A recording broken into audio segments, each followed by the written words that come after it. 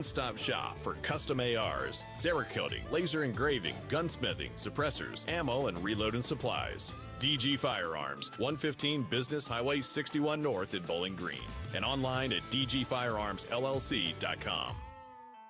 Is your retirement income at risk if you or your spouse needs nursing home or in-home care? Hi, I'm Eric Robert, Director of Investments with the ClearPath Wealth Management Group at Stifel and host of On the Money, Saturday mornings at 9 on News Talk STL 1019. The cost of long-term care is one of the biggest risks in retirement planning. For many retirees, a single nursing home stay can cause a significant reduction in assets that can permanently reduce your retirement income. Fortunately, there are affordable and flexible options available today that can help you manage the cost of long-term care. Our team can help you address the risks relevant to your retirement, including long-term care. To schedule your free retirement plan consultation, go to clearpathinvesting.com. That's clearpathinvesting.com, or call us at 636-695-2650. That's clearpathinvesting.com or 636-695-2650. Stifel Nicholas and Company Incorporated, member SIPC and NYSE. 1 in 4 women will have an abortion before the age of 45 in this country. That's the tragedy we must work to stop. Mike Ferguson from The Morning Show here, and that is why Reach Reproductive Health is here, to empower parents to save the lives of innocent children and to see these families come to Christ. And you can be a part of saving and changing lives. So pray and visit outreachforlife.org to learn more, volunteer, and donate. That's outreachforlife.org. From the Michaels Flooring Outlet Weather Center. I'm First Alert 4 Chief Meteorologist Steve Templeton. Through the evening and overnight, cloudy skies and warm. There is a chance for a shower or storm, but it's a low chance in St. Louis, better chance south of St. Louis. Overnight low of 65. That chance for a shower or storm continues on Wednesday, about a 30% chance, otherwise mostly cloudy, and a high of 83. The warm trend continues right into Thursday, despite the cloud cover, mostly cloudy and a high of 85 degrees. That's the latest from the First Alert 4 Weather Center. I'm Chief Meteorologist Steve Templeton. This hour of Colombo and Company brought to you by Gutter Pros. Water goes where we tell it. Call 314-656-7195 or visit them at gutterpros.com.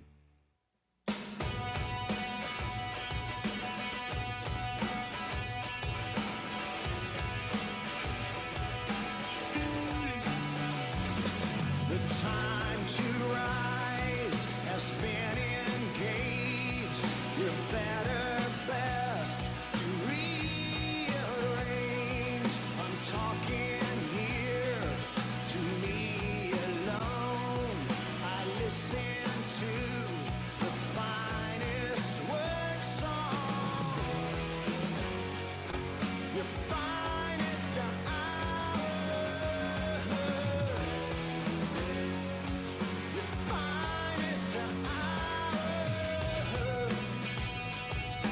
Hello and welcome to Tuesday afternoon here on Colombo and Company on 101.9 94.1 News Talk STL. It's a Tuesday that feels like a Monday. You've probably figured it out by this point, but I bet you were a little confused this morning. Bet it happened. But I hope that means you had a great weekend, a great holiday weekend. Got a chance to unplug a little bit, get away from the craziness of this world. Spend some time with the family, friends, or just, some alone time. Nothing wrong with that either. That's why we're here, to get you all caught back up on everything that is happening as we kick off the week and everything that happened over the weekend when it comes to news. We've got a lot of great company over today on Colombo and Company. I am Tony Colombo here in studio with producer Ashlyn, and we are going to get to everything as we go through the next couple of hours here. It is Tuesday, which means we're going to talk to Susie Moore from Red State, and of course the co-host of Mike Ferguson in the Morning every morning here on News Talk STL. Perfect day to talk to Susie, as she is our legal expert on the show. And today there's a really interesting Supreme Court story, a decision issued by the court today that is making a lot of headlines and has a couple of the Supreme Court justices going public with their dissent to this ruling. Leading that charge is Justice Clarence Thomas. He is blasting the court for its decision on a Florida lawsuit over illegal immigrant truck drivers. So this is an issue, obviously, that's been in the news over the last few years, and this could have been an opportunity for that issue to be hashed out in court. But that is not going to happen, and Justice Clarence Thomas is very upset about this ruling. He was also joined by Justice Alito in his dissent to this case. I'm going to get into the details and unpack all of that with Susie in the 3 o'clock hour. I might talk a little bit about it beforehand, too, just to kind of prepare for that conversation, because there's a lot of details here, and it's really, really interesting because basically there's nowhere else now to go because it is a state versus state issue. So it needs to be handled at the federal level. You know, it can't be held at the state level. And by deciding to basically not hear this case, it essentially kills it. You know, normally we've had these conversations with Susie a lot about when the Supreme Court passes on a particular case getting bumped up to that level, you know, before going through the process of lower courts or sending sometimes cases back to lower courts. It's my understanding, and again, we'll get all the clarity from Susie in about an hour, but that there isn't that option here, that the Supreme Court is where this type of case should be argued. And since they're not going to, then it's just not going to continue, which has a lot of people upset. So looking forward to digging into that issue as we go through the afternoon, and especially at 3 o'clock when we talk to Susie Moore. Also, we've got more primary drama happening, as last week we talked a lot about Donald Trump's endorsement of Ed Geleen, who was running against Congressman Thomas Massey in the Republican primary in Kentucky last week. And Massey lost that race to the Trump-endorsed Geleen, which, you know, divided some Republicans. And a very similar story unfolding now. And we've talked about what's happening in Texas over the last couple weeks, but now the spotlight is kind of shifted to that primary election where a very similar situation is happening. Donald Trump has endorsed a Republican candidate that is running against the incumbent Republican that already holds the seat, and these are really big names. Not that Thomas Massey isn't well known as well, but this, of course, is the race in Texas for John Cornyn's Senate seat, where the president has endorsed the Texas Attorney General Ken Paxton. And this week, as we kick off this week, there are some Republicans going public with their disappointment, in their words, disagreement with the president endorsing a different Republican candidate than the one that already holds the seat. And this is one of the things that I want to unpack as we talk about this through the afternoon, because there is a idea that's being planted by many reports, as you read them across multiple media outlets, that Ken Paxton would be in danger of losing that Senate seat in the general election to a Democrat more than John Cornyn would. So they're trying to make the argument that if Trump gets his way with the primary, that it could, in the long run, jeopardize the Republicans' ability to hold the United States Senate, because Paxton would be a weaker candidate. I'm not sure I believe that. I'm not sure that the state of Texas is ready to elect a Democrat to the Senate. I think it's been something like 30 years since that has happened, maybe even longer. I'd have to look. I know it's been a very long time. I, I we talked about that when Jasmine Crockett made her announcement about running for Senate in Texas, and looked at the time when we were having that conversation, looked back to see how long it had been since a Democrat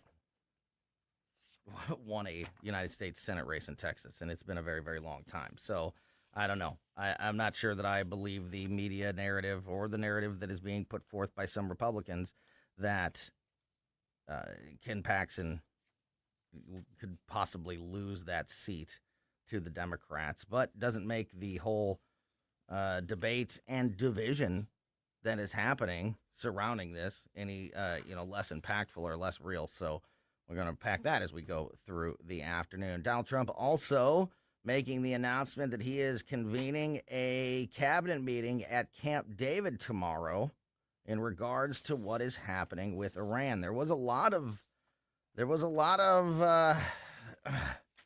speculation, drama, eyes on the Capitol over this holiday weekend to see if the president may take military action in Iran. As we talked about it at the very end of last week when Ken Williams was in here on Friday, and I still feel this way. We were talking about how it feels like we are near the end of the line for this phase. That this has been going on for some time now, where we talk about a military, we talk about military action being taken because negotiations have stalled or are failing or whatever it may be. And, these dates, these kind of moments have come and gone where it felt like, if they don't have an agreement by this date. And we've kind of done that a few times. But this one just feels different. This one I don't feel like is going to be like that. That it's going to kind of get to a breaking point, but then just, okay, we're still talking. I feel like we're either going to make a deal or we're going to see the next level of military engagement. That's just my personal vibe on where we are at with this. But the fact that the president is convening this meeting at Camp David tomorrow to discuss the situation kind of lends credence to that theory that we're getting close to either putting down the hammer and saying, this is the deal, time to sign it, and if you don't, we're gonna handle this a different way. And I just feel like we're getting very, very close to that. So we're gonna keep a close eye on what happens in the next 24 hours with the president, and obviously this meeting tomorrow. And we'll preview that as we go through the afternoon today and kind of get out our expectations of what we think could happen over the next couple days. We're going to be joined. It is a Tuesday, but since yesterday was the holiday, we always talk to Paul Curtman from PR Curtman Investments to kick off the week on Monday afternoons. He kind of gets the week started with a check on the economy and the markets. And since we're starting the week on a Tuesday this week, Paul Curtman is going to do that with us. He will be with us here in just about 3 or 4 minutes from now. So going to talk to Paul Curtman this afternoon. Also, Justin Sparks, former Missouri State Representative, law enforcement expert. Again, one of our regular Monday guests, shifting with the calendar and joining us on this Tuesday afternoon. Justin will be with us in the 3 o'clock hour, as will Stel Babe, producer Stel Pontikes, our intrepid Cub reporter in the field, covering everything happening in this busy world. You never know where he's going to be. You never know what he's going to be on top of, but you can guarantee that you're going to get a lot of good information when you hear from Stel Pontikes. Stel Babe will be with us in the 3 o'clock hour as well. All right, let's get Paul on the line and continue the conversation. Paul Curtman from PR Curtman Investments joins us next. Me feel there are songs to be sung, bells Made to in be St. rung, Louis for and a St. wonderful Louis. fling It's to be News Talk STL. sung. And even when I'm old and gray, I'm gonna feel the way I If you have a phone, you have a radio. Download the all-new News Talk STL app Love the all-new Newstalk STL app. and listen anytime, anywhere. All this month, Renewal by Anderson is honoring those who've served and reflecting on the meaning of home. Home is where you live, feeling comfortable, protected. And at Renewal by Anderson, we believe your home should deliver that every single day. With our exclusive Fibrex material, stronger than vinyl, you get durability that lasts for years to come. Right now, during our Memorial Day savings event, save $500 on every window, $1,000 on every door, and military families, you get an additional $300 off your entire purchase. And we have flexible financing. Call by May 31st to schedule your free window and door diagnosis. Call 877-WINDOWS or visit renewalbyanderson.com. 877-WINDOWS, Renewal by Anderson. Renewal by Anderson. Superior products, exceptional service. Gutter Pros is the team to call if you have any issues, obviously, with your gutters at your home or business. But it's so much more than that when it comes to the team at Gutter Pros. It's also all your siding needs. So siding repair, siding replacement at your home or business. Also, fascia and soffit issues. They do it all at Gutter Pros. And, of course, this has been... it is storm season here in the St. Louis area, and we've had a couple of pretty intense ones here recently, and I'm sure we're not quite out of the woods yet. So if one of these storms has either created, revealed an issue, or you just something seems like there could be a problem, one of the great offers, one of the great services from Gutter Pros is their free estimates. So if something, looks like it could be damaged or, a crack or small holes in your siding that you're afraid, are allowing moisture or water to get back behind there where it's not supposed to be and could be causing damage, that could become very costly down the road if not touched, or the gutters don't seem to be draining properly, or maybe are starting to separate from your house. All of these, things to look for. These clues that there could be a problem. We've learned a lot of that in our conversations with Dave Sylvester from Gutter Pros over the years. Always great tips and great info whenever we get a chance to talk to Dave. But, this time of year, take advantage of that free estimates offer because it's just for the peace of mind. If there's nothing wrong, great. You don't have to worry about it anymore. If there is, now you know what the details are of that situation and what your options are to move forward with it. And then you can make the best decision for your home, for your business, for your budget on how you want to address that situation moving forward. So again, whether it be gutter installation, gutter repair, leaf protection, siding installation, siding repair, fascia, soffit, they do it all at Gutter Pros. Learn more and contact them now by going to the website gutterpros.com. Democracy is loud, and on Tuesday, June 2nd, you can be right in the middle of it. News Talk STL is bringing the St. Charles County Executive Primary Debate to Lindenwood University in St. Charles at the J. Scheidegger Center for the Arts. No reservations, no tickets, just show up.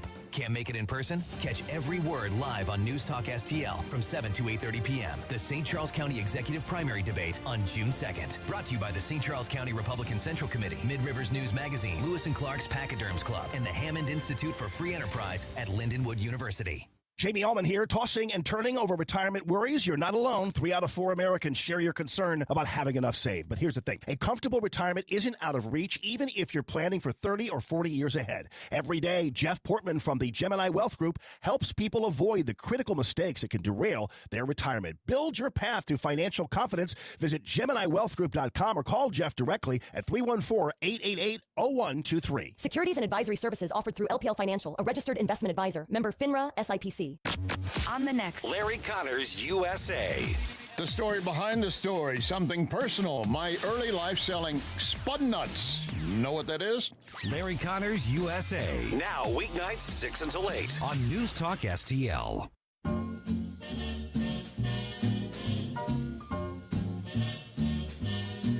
Somewhere beyond the sea, somewhere waiting for me, my lover stands on golden sands and watches the ships that go sailing somewhere. Hello, welcome back to Colombo and Company on 1019 94.1 News Talk STL. I'm going to talk to Paul Curtman from PR Curtman Investments here in just a few moments. It is a Tuesday afternoon, but we are starting the week after the holiday weekend, and we always kick off the week with a conversation with Paul as he gets us that beginning of the week market check, economy check, especially right now with everything happening with Iran and everything else in this world. It is important to keep an eye, obviously, on all of those things. So we will get Paul on the line here in just a moment. I mentioned some of the other stories that we're keeping an eye on there in that first segment. One other one that we're going to talk about here. NASA has expanded its details about their moon base. NASA has vowed today in a press briefing to take the world along to the moon via a new website. In just the last hour, really just over the last few moments before we started the show at 2 o'clock, a moon-based website has launched that will become the central hub for all communications and updates around the mission. NASA announced, quote, just like in decades past, the idea is to take the world along with us as astronauts return to the moon. So that's going to be a lot of fun to talk about, especially with our good friend Gabe Pfeiffer, who is a literal rocket scientist and our go-to guy for everything out there in outer space and up with the stars. So one of the other major announcements today that we will get into as we go through the afternoon. But right now, we got Paul on the line, Paul Curtman from PR Curtman Investments. Again, really appreciate you, Paul, kind of shuffling with the schedule this weird week. We always start the week with you, but the week started with a holiday. So appreciate your time on a Tuesday afternoon, my friend. How are you? Hey, I'm doing good, Tony. But it was a good holiday to have. Memorial Day is it is, strange as it sounds, it's one of my favorite holidays, not because of the 3-day weekend, but because I think, it's in the name. It's Memorial Day. And so it's a time to be reflective and to hopefully get rid of some distractions and kind of focus back on the main thing in America, and that is why we have America and all those people that sacrifice for it. So, hey, I'm totally fine coming on here on a Tuesday to spend a little time with you, Tony. Well, amen to that sentiment. And, we talked about that on Friday going into the weekend, that, go, have fun, barbecue, travel, go to the lake, go fishing, unplug, spend time with your friends and family. But just remember that while that is happening, the reason that you get to do all of those things in this great country is because of the people that paid the ultimate price for freedom and liberty. And also, Paul, I know Memorial Day is about those who lost their lives, but I think it's okay for people like me who never served to also take the opportunity to say thank you to people like you who did serve. And luckily, we're able to come home alive and well from it. So thank you for your service as well as we remember this Memorial Day. Sure. And thank you, Tony. Yeah. Go ahead. I'm sorry. Go ahead. No, please go ahead. I was just gonna say I would be derelict in my duty and loyalty as a Marine not to mention that I did lose some friends, Corporal Joseph Tremblay, Second Lieutenant James Cathy, and then others that came home and carried wounds with them back home and ultimately lost their lives back here stateside. So just want to give a shout out to those two men and their families. Yeah, that's awesome. And not to be Pollyannish or, overly, sappy on, right after the holiday like this, but maybe a little bit, when we're having these ridiculous debates and conversation and all the division that we see in this country, maybe just, both sides of the aisle, just remember those people that gave it all and think to yourself, what would they think about, the fact that the number one issue in the country right now is, do we allow boys and girls bathrooms? Let's bring some, you know what I mean? Let's remember, they paid the price for this great country. Let's honor them with a little bit of common sense and a little bit of decency, and let's maybe come together, a little bit more than we do. Yeah, not really what a lot of us had on our minds when we were signing our names on the dotted line. Yeah, no, exactly.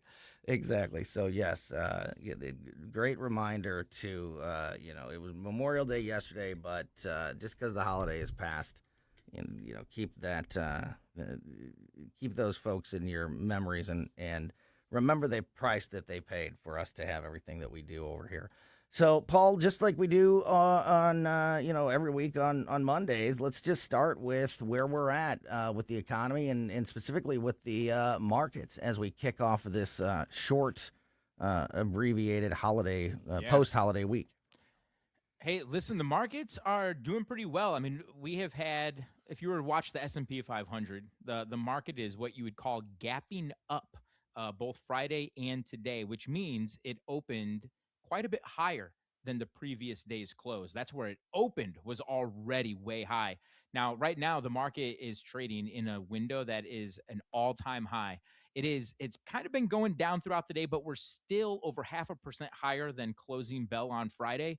And this is interesting, though, because I just looked at a headline on Fox News that President Trump's having the cabinet meet at Camp David because according to the headline, the peace talk is beginning to fray. So I don't know exactly how that's going to bode well for the market. The market wants to see this war come to an end, even though we're at an all-time high. If it turns out that we have to send ground troops in, or if it turns out that we lose somebody who has seemed to be coming alongside of us as an ally, if any of that begins to happen, if for some reason the straits get shut down, even further locked down tighter than they even are right now, then we could see the markets begin to recoil from that. But right now, the market seems to be rather optimistic. So hopefully that just continues to kind of hold the line for us and we still see optimism begin to pour in. Maybe with whatever happens in Camp David, whatever announcements are made on the other side of this meeting, maybe that also will continue to foster some confidence in the future for investors. I did that. Sorry, I took a drink and muted my microphone and forgot to turn it back on. Welcome to your first day in radio. So that is very interesting, Paul, because we have talked a lot over the last several months and really the last couple of years, even before the Iran, conflict ramped up, when it was government shutdowns or other major issues that you would maybe, history would point to being problems or create issues with the market. The market has continued to just kind of do its own thing. There's part of me that thinks like the worst thing that could happen is that we just keep kicking the can down the road and keep saying, negotiation. I know it felt like we were getting close to either a deal or a military action, but no, we're making progress and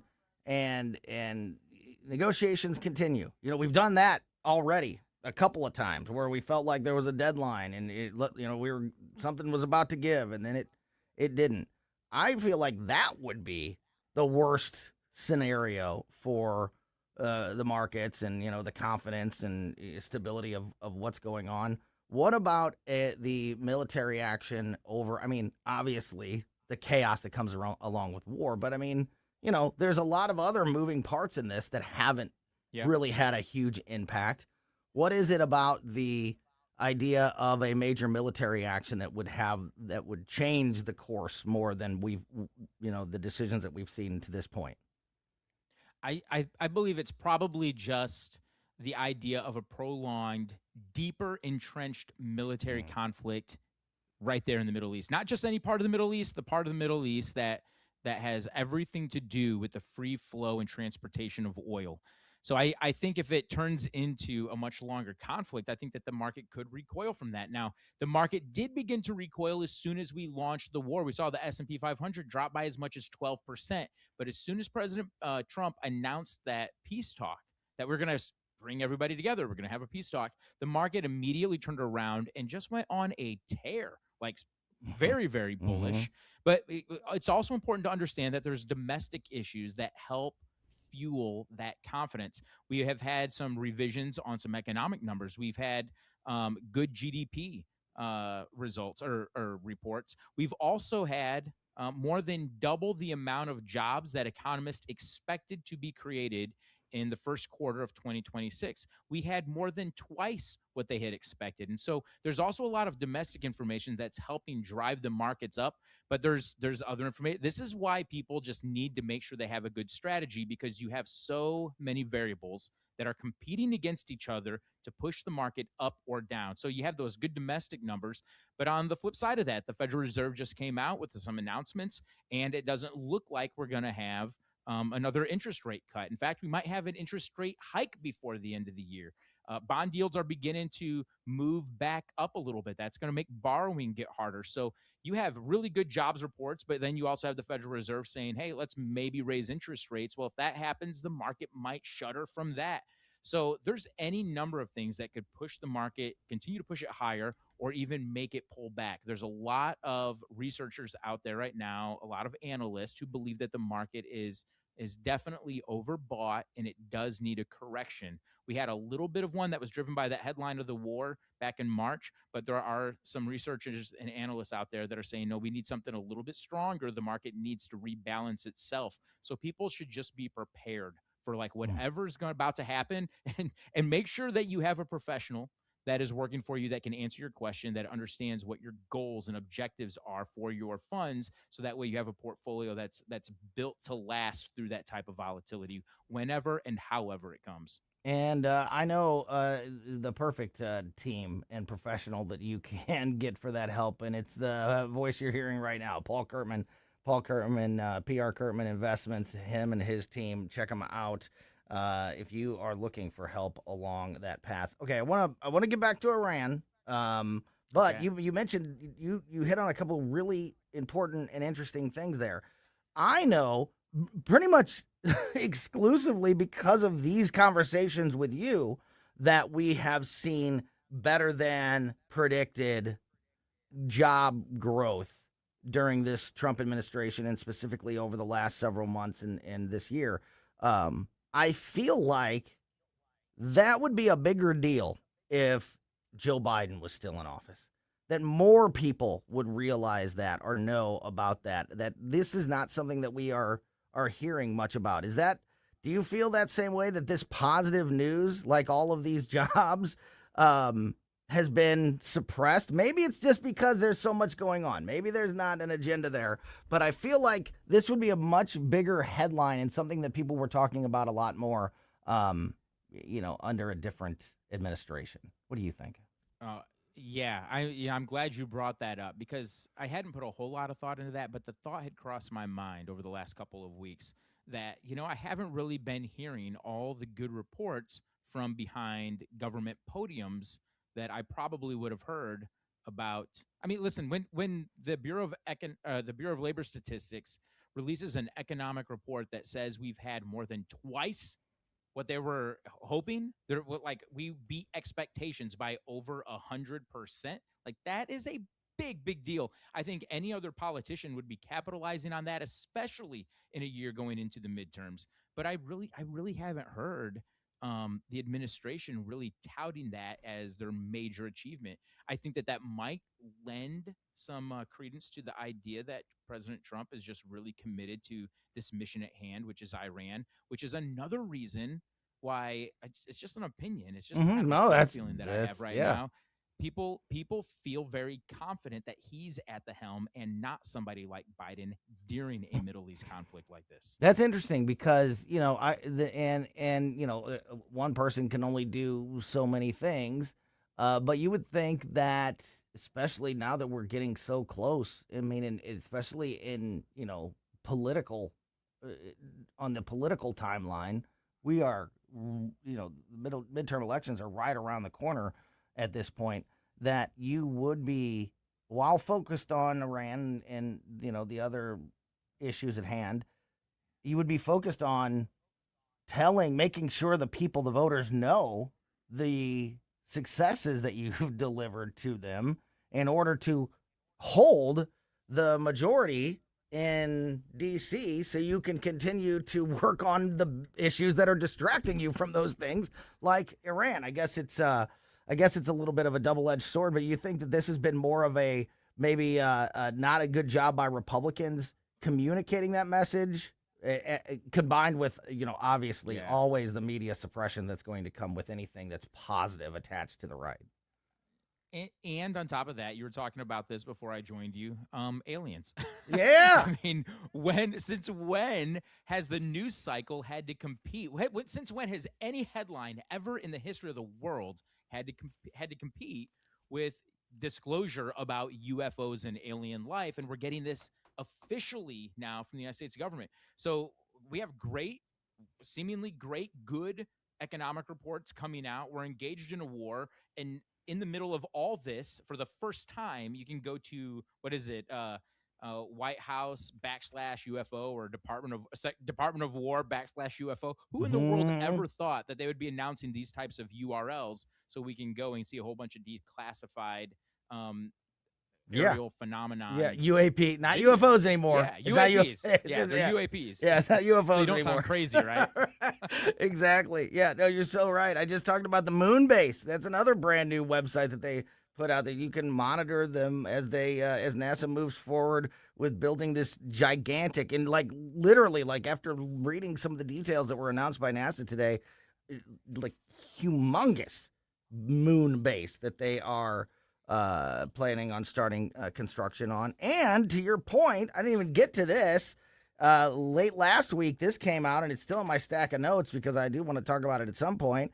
But part of those files that were released last week included audio from a 1969 Apollo 12 post-mission medical debrief where astronauts were describing seeing streaks of light out the window of the spaceship while trying, and it was keeping them awake while they were trying to sleep in deep space. And these streaks of light, according to them, were not natural phenomena.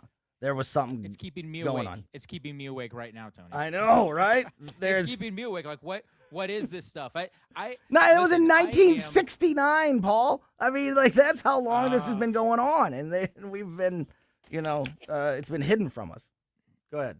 I'm just listen. I've got ideas out there about this. I've got thoughts about it, and of course, as an investment advisor, I'm also looking at how is this going to affect the markets and industry, and of course, that's part of my train of thought right now too. But I'm telling you, I am fascinated by this moon base talk, and I don't know how is it that they're doing all this disclosure in alignment, concurrently with talking about moving forward with a moon base. I would be thinking that NASA, they have to know a whole lot more than they're letting on, because any other sane person would say, let's hit the brakes on this moon base thing until we figure out what it is that's flying around in the sky. That's what any reasonable person would be thinking. But they're like, no, we're going to the moon. We're going to set up a moon base. And it makes me wonder, what else is in these files that they're going to release, or maybe they're deciding they're not going to release. Oh, Paul, now that I know that you're so into this, we're going to have to definitely have that conversation deeper on the air. You're playing with fire, mentioning that you're into that stuff, because we could go on for hours about that. But we need to get back to the conversation at hand. No promises that I'm not going to ask you about aliens, though, before we wrap this up. But I do want to talk about, you mentioned the meeting, and I talked about this at the top of the show, President announcing that he's convening a cabinet meeting at Camp David tomorrow, which is a sign, I think, if nothing else, that something is happening at a bigger level than we have seen to this point. It doesn't necessarily mean for sure that we're going to see military action, but I think that it definitely is a signal that, we're getting close to some type of action. So I want to talk a little bit more about that, what we could maybe expect from that, and also, what could be the economic implications and impact of whatever happens after this meeting tomorrow at Camp David. Going to continue the conversation with Paul Curtman from PR Curtman Investments next on Colombo and Company. And watches the ships that go sail. For podcast articles and more, find us on newstalkstl.com. On the sea, she's there watching for me. If I could fly like birds. Free speech is alive and well in America. Thanks for taking my call. Right here. You know what's going on? Have a great awakening. You see through the smoke screen. It's cool to be woke. News Talk STL. Until it's not. News, analysis, opinion. When insurance companies know you're represented by Under Law, they know Under is not going to let you be pushed around. Their reputation is built on years of courtroom battles. If you suffer an injury or damage to your property, serve the insurance company notice you have Under Law on your side. A St. Louis firm you can trust to protect you at every term. Don't settle for less. You want to win? Believe me, Under wins. Under, O-N-D-R, underlaw.com. Connor Roofing, you can count on Connor. Connor Roofing is now a 2-time winner of the National Best of the Best Award for customer satisfaction for roofing, storm damage restoration, siding, gutters, both residential and commercial. Please visit ConnorRoofing.com for an estimate. And remember, you can count on Connor. Hi, it's Ken Williams, and my favorite Capriati sandwich is the Capistrami. You've got hot pastrami, melty Swiss cheese, crunchy coleslaw, and zesty Russian dressing. What else do you need? I love Capriati's, and you will too. On Manchester at McKnight and Rock Hill, and now in Creve Coeur on Olive, just 1 mile west of 270. This hour of Colombo and Company brought to you by Gutter Pros. Water goes where we tell it. Call 314-656-7195 or visit them at gutterpros.com.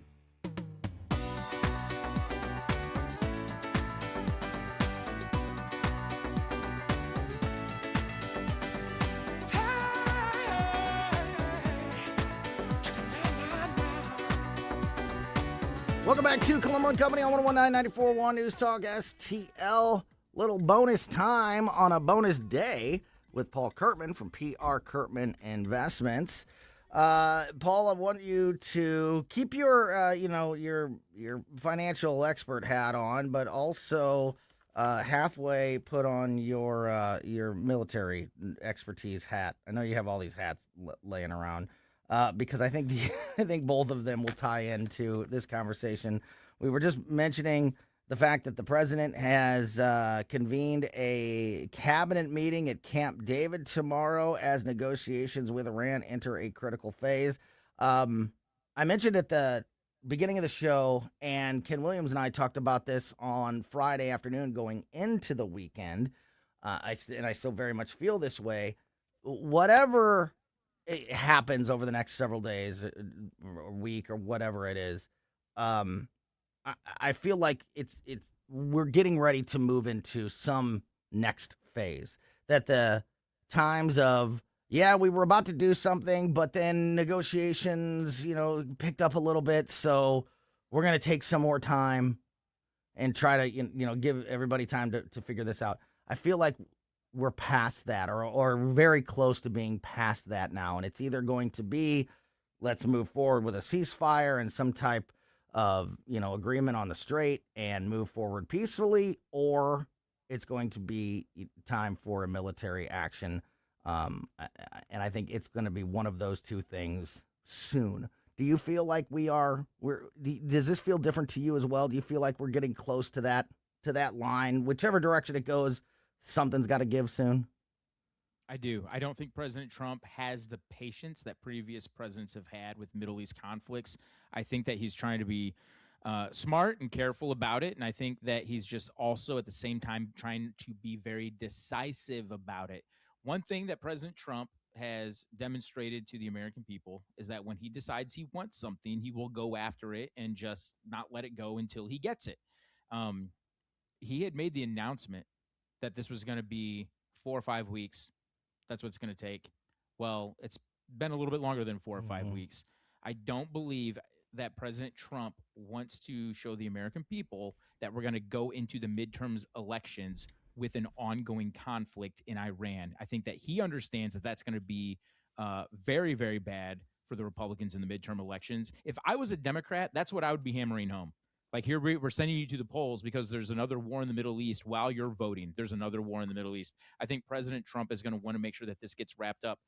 He has said that the straits are going to be open and secure one way or another. So if he's bringing the whole cabinet together to Camp David, I think on the other side of this meeting, I think we're gonna see them come out of there with a very decisive plan. I don't think it's going to be a continuation of just kicking the can down the road, giving Iran time to just pause, sit in a corner, think about it, and then just come back and, as the headline says, just let the talks continue to fray out. Yeah, I agree. And I am also, my gut feeling is more and more that we're going to see military action, because despite the fact that we also get stories almost every day that Iran wants to make a deal. They're dying to make an agreement, and we're getting closer.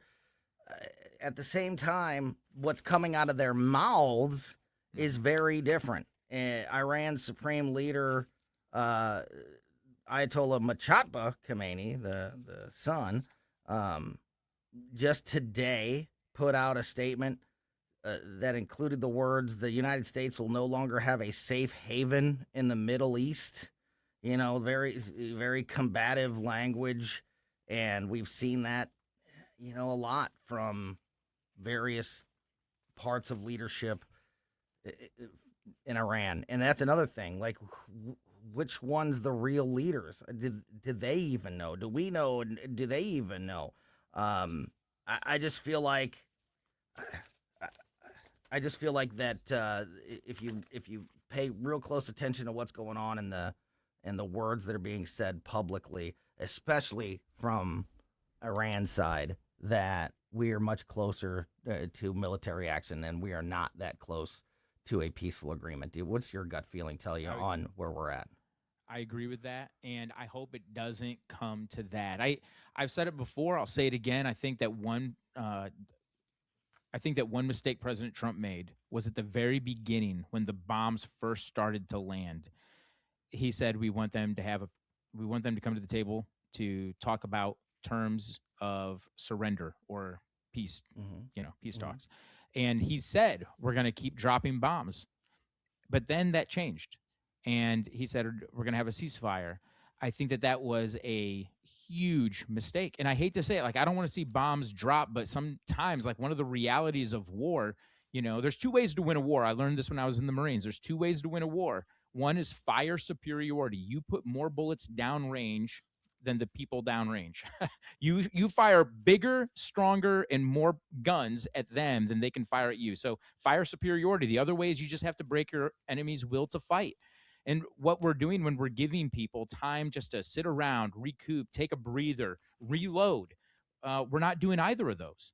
And so I think that President Trump, if he would have said, hey, if you want to talk, we can talk, but we're not going to talk. We're going to turn this off and talk.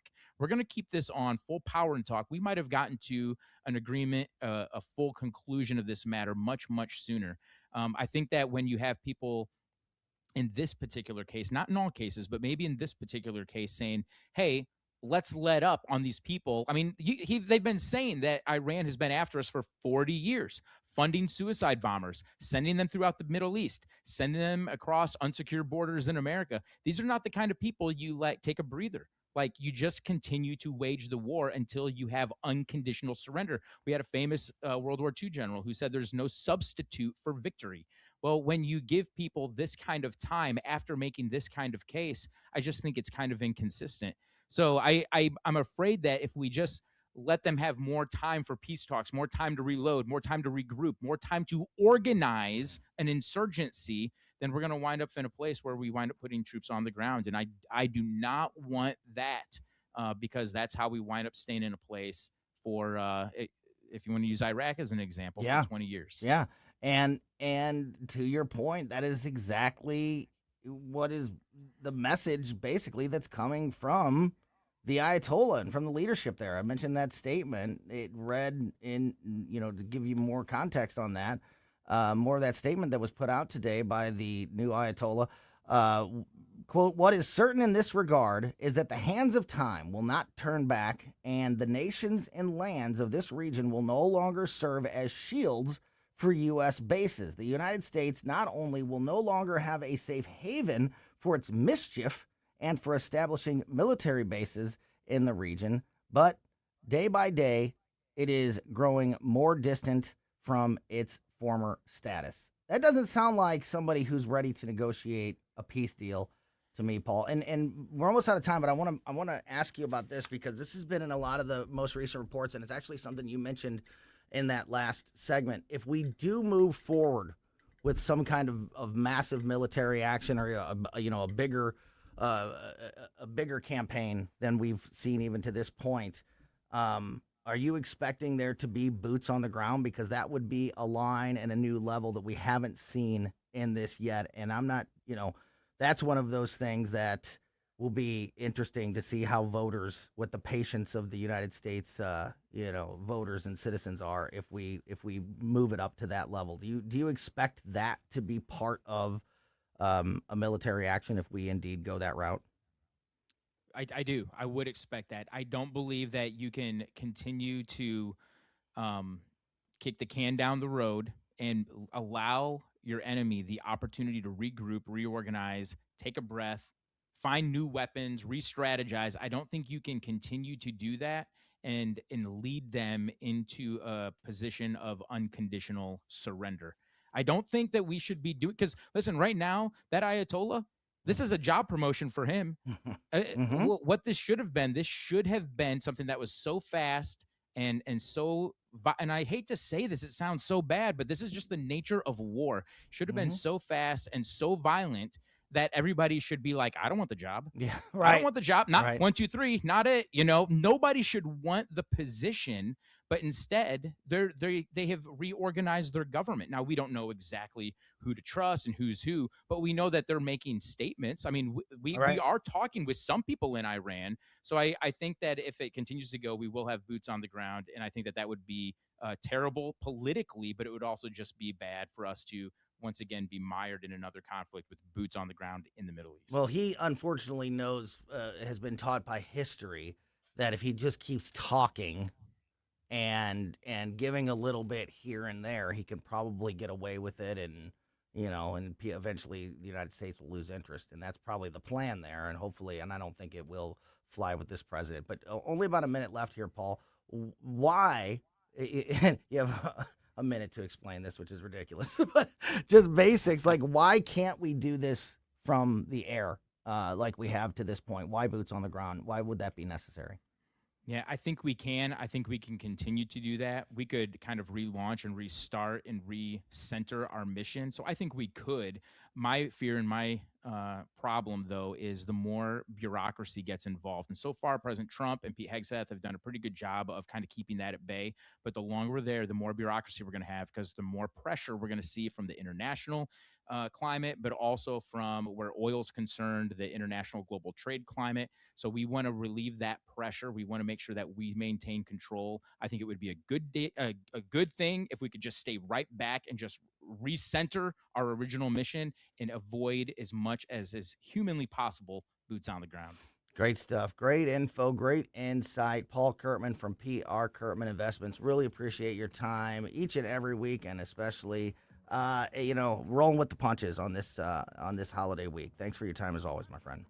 You got it. Thanks, Tony. Yeah, great stuff there. And of course, again, if you are looking for assistance on your financial journey, there is no better team than Paul and his team at PR Curtman Investments. All right, we are going to continue the conversation with Susie Moore, our legal expert from Red State and the co-host of Mike Ferguson in the Morning. I mentioned very news-making decision by the Supreme Court today regarding truck drivers. We'll talk about it next. Tired of settling for generic fishing gear? Say hello to Bullseye Bait and Tackle, O'Fallon's one-stop shop for serious anglers. Live bait, premium tackle, rods, reels, and an unbeatable selection of lures from top brands like Megabass, Zoom, and Berkley. Whether you're after bass, catfish, crappie, or bluegill, they've got the gear to help you land the big one. Plus, their expert team, led by Mark and Liz, provides rod and reel repair services. Bullseye Bait and Tackle, 266 Fort Zumwalt Square, or at bullseyebaitandtackle.net. This is Mark Harder with RE/MAX Results, the #1 RE/MAX franchise in the region. As a licensed real estate broker with RE/MAX Results for over 20 years, I've seen the ups and downs of many real estate markets, including the one we're in right now. With the spring market in full swing, now is the time to leap into the buying or selling of your home. Someday is not a day. Today is the day to make your move. Call me at 314-852-8933 or email me at markhardersells@gmail.com. Hey, it's Vic Porcelli. We're sitting here with our great friend, Chris Cooper. Hi, Chris. What's going on, Vic? How are you? I hear you wrote another book. This one's an e-book. Is that right? The Business Owner's Playbook for Financial Clarity. So it is a great book for entrepreneurs. It's a very short guide. Give people, business owners, the ability to understand key questions that are important, such as succession planning, legacy planning, getting the IRS out of our pockets, right? Because do you like paying taxes? I do not. I don't think anybody likes paying taxes, right? That just makes sense. And then always talking about protection. And then the other thing from a business owner perspective, what is the biggest asset a business owner has? Probably their business itself, right? We need to make sure we understand what the value of that business is as well. So this new book, I'm sure, is incredibly expensive, right? How much? No, it's a free resource. Oh, it's free. We provide guidance, we provide education because we want to make sure people feel educated and understanding because sometimes you don't know what questions to ask, and we need to make sure we help arm people with information to ask the right question. Reach out to Chris and Stacy today at SerenityWealthNow.com. Investment advice offered through Fortis Capital Advisors, LLC. KLGY HD3 Clayton, K270BW Bellefonte, KNBS Bowling Green. This is News Talk STL at 1019, 94.1, and always streaming at newstalkstl.com. Breaking news at Town Hall. I'm Bob Agnew in Washington. Secretary of State Marco Rubio says the details are still being worked out about that plan to end the war with Iran. Speaking from India, Rubio says the sides are working on an outline. Suffice it to say that some progress has been made, significant progress, although not final progress has been made. Regional officials say the deal would gradually reopen the Strait of Hormuz and see the U.S. blockade of Iranian ports end. Iran would give up its stockpile of highly enriched uranium. At Arlington National Cemetery, President Trump mentioned those who were killed fighting Iran. We lost 13 wonderful souls, wonderful, special people. The president said there could be no 4th of July without America's armed forces, and there could be no Independence Day without Memorial Day. Ed Donahue, Washington.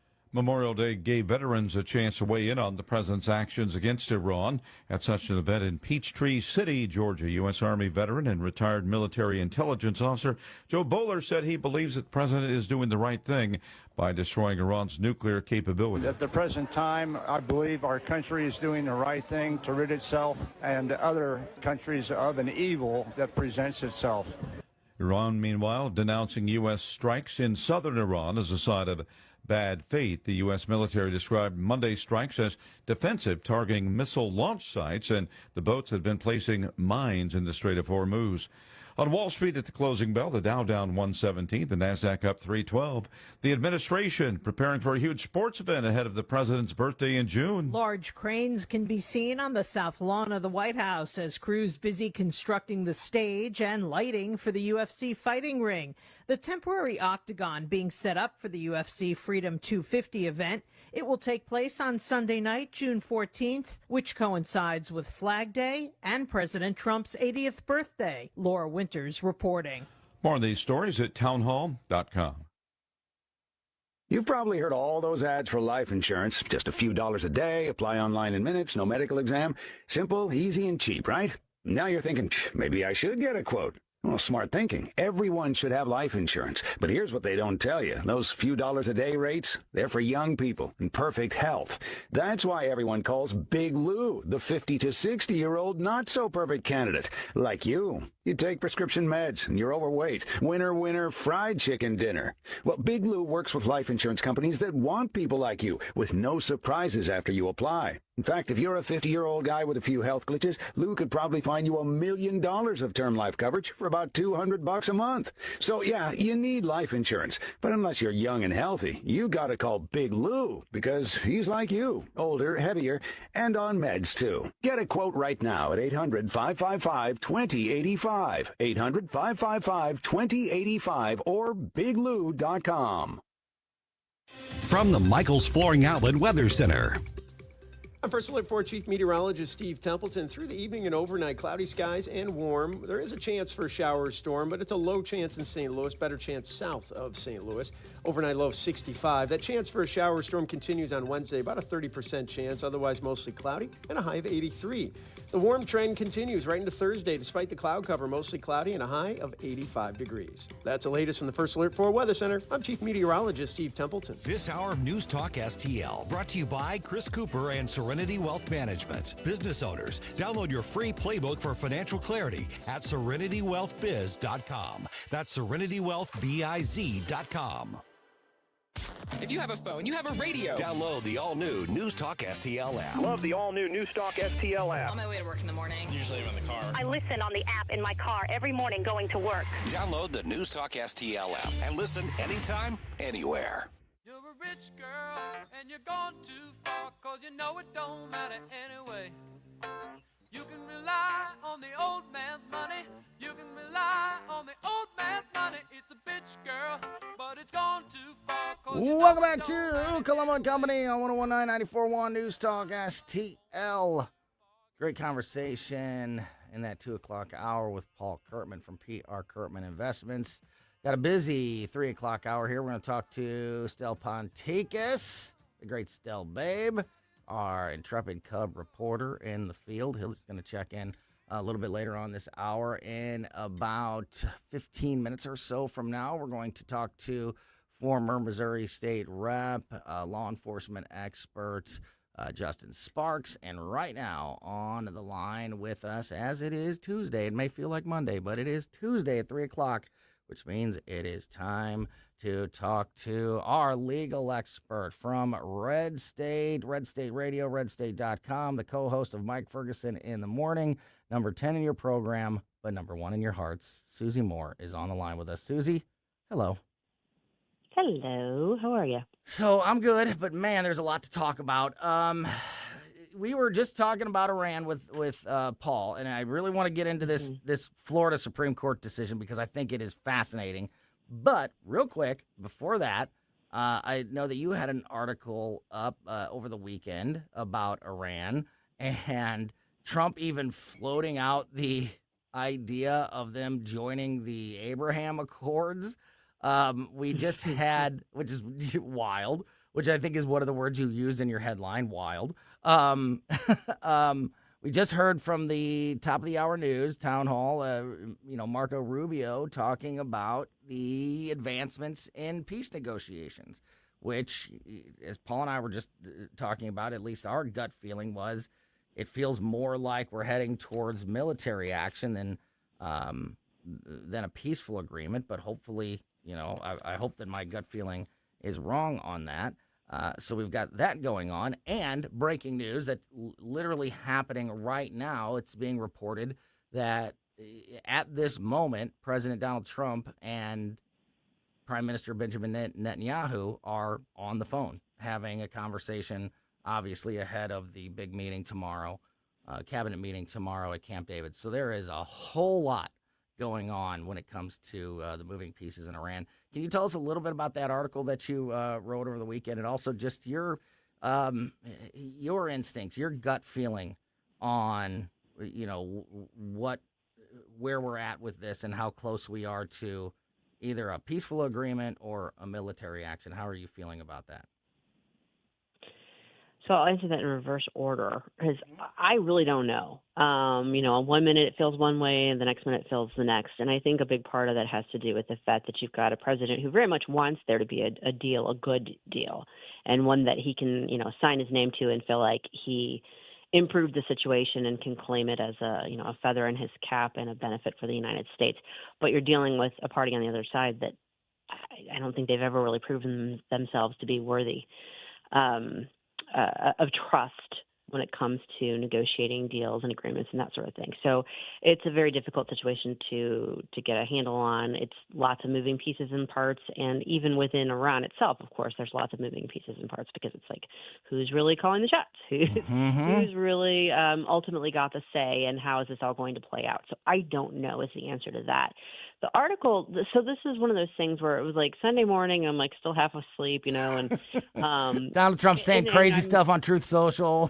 You just start writing. Truth Social, he's kind of talking about it. So I'm like, oh, we'll cover. You want to kind of get the latest from the president on, whatever discussions there are. And I glanced at it and pulled the post and started writing on it. And then I was reading the whole thing. I was like, whoa, wait a second here, because right at the very end, he teases this little thing about I'd like to thank thus far all of the countries of the Middle East for their support and cooperation, which will be further enhanced and strengthened by their joining the nations of the historic Abraham Accords. So first off, he's bringing up the Abraham Accords and inviting other Middle Eastern countries to come on, get on board with us, including Iran. Well, that's what it says. Say, and then he ends it with, and who knows, perhaps the Islamic Republic of Iran would like to join us as well. And I was like, oh, he did not. He did not. Did you have do to that. check and make sure you weren't still sleeping? Yes, I did. Because I'm like, that almost just flew under the radar. But when he does that sort of thing, it's like, it's kind of the classic Trump troll. I mean, no one in their right mind thinks for a second that Iran would be signing on to the Abraham Accords, even if there are some others that come along and say, yeah, you know what, we think this is good for us.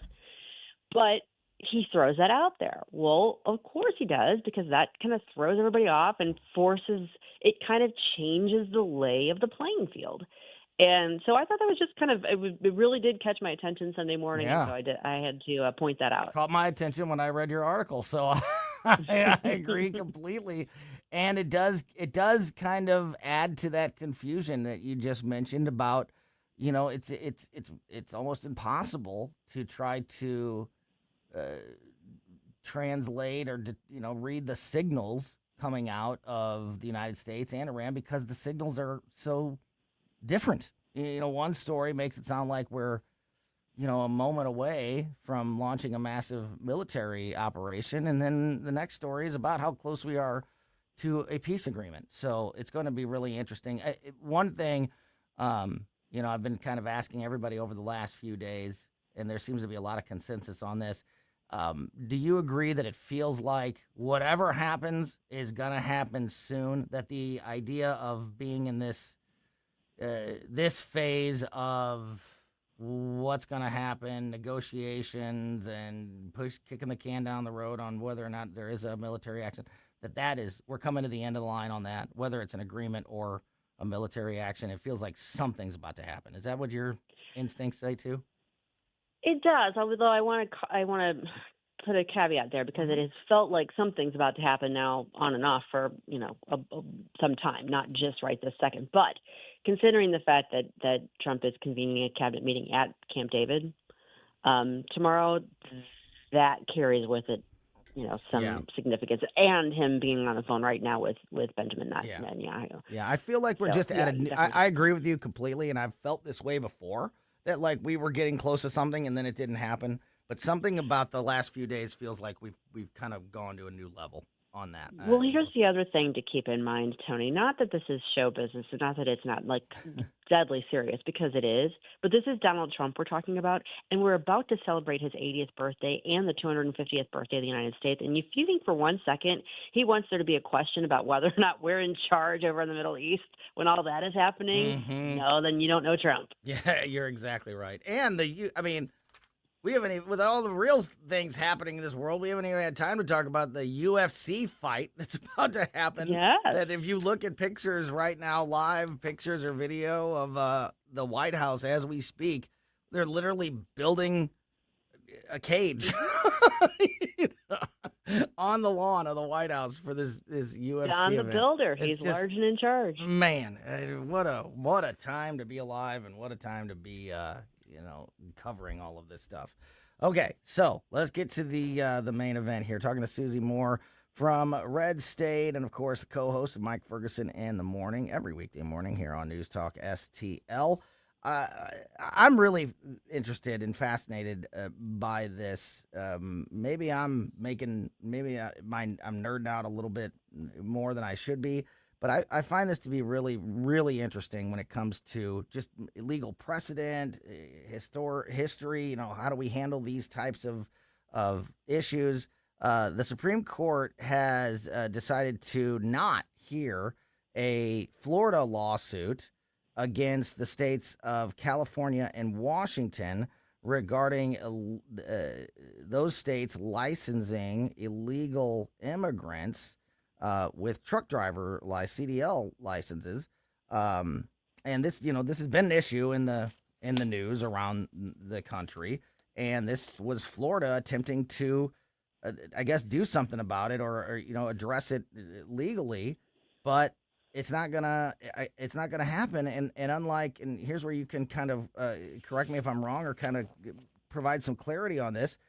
It looks like that unlike other cases where it's like, no, send it back to the lower courts, this is the end of the road. That either the Supreme Court hears it or doesn't, and if they're not going to, then that's a wrap. Can you fill us in on some of the details and historical precedent maybe that's being set by the court today?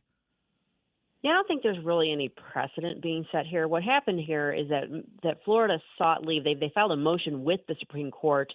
It's called a motion for leave to file a bill of complaint. So they're basically asking the Supreme Court from the get-go, hey, we want to file this lawsuit against these other states directly with you.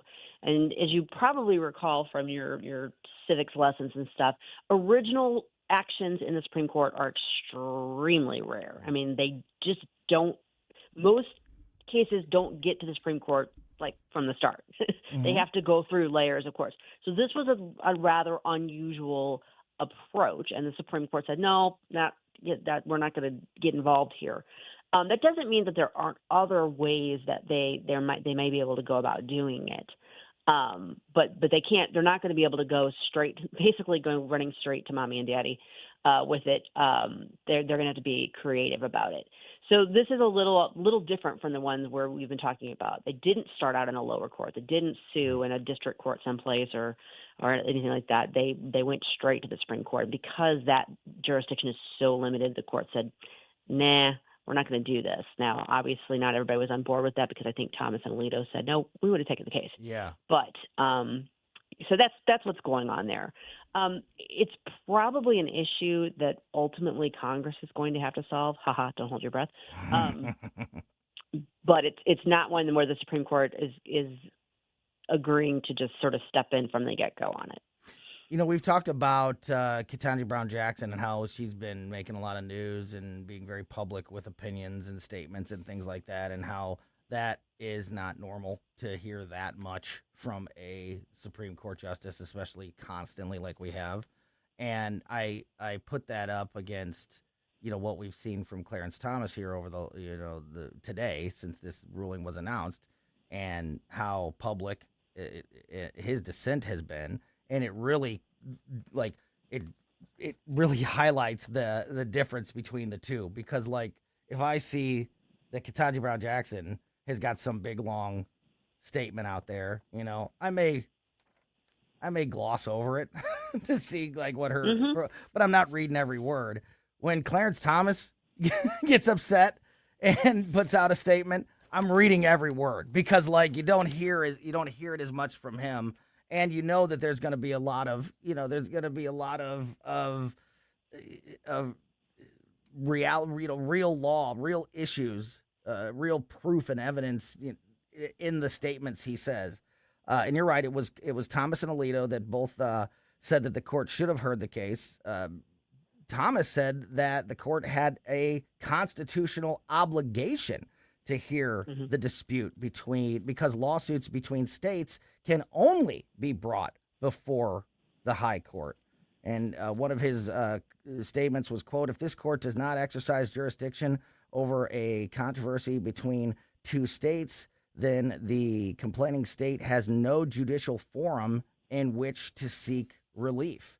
I'm not going to read, everything, but he was, he had a lot to say about this, and kind of making that point of this is what we are here for. Like, there's a lot of other noise going on, sure, but like this type of case between two or multiple states is exactly what the court is for, and we're not doing it. Do you think that that Florida will find a way that this issue isn't necessarily dead? They're just going to have to get creative and find a different way to address this?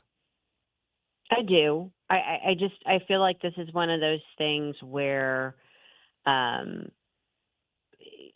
there's more than one way to skin a cat, as the saying goes. And I think that this is definitely an issue that is kind of at the forefront these days with, with all of the focus that has been on CDLs being issued to non-citizens and the issues that has been creating.